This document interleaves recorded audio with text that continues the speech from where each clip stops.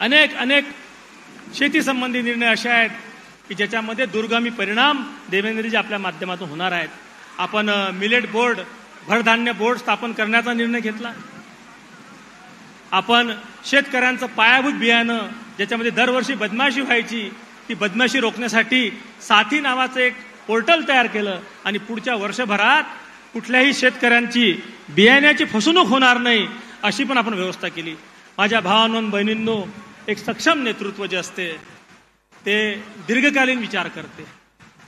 अनेक दीर्घकालीन उपाय देवेंद्रजींनी केले. आज अकोला शहरामध्ये ग्रामीण भागात रस्त्याचं जाळं आपण तयार केलं. मुख्यमंत्री सडक योजनेतून अतिशय चांगले रस्ते आपण करून राहिलो. शहर विकासामध्ये आज जे काही दिसून राहिलं ते पालकमंत्री असताना देवेंद्रजींनी लक्ष घातलं, त्याचा परिणाम आहे.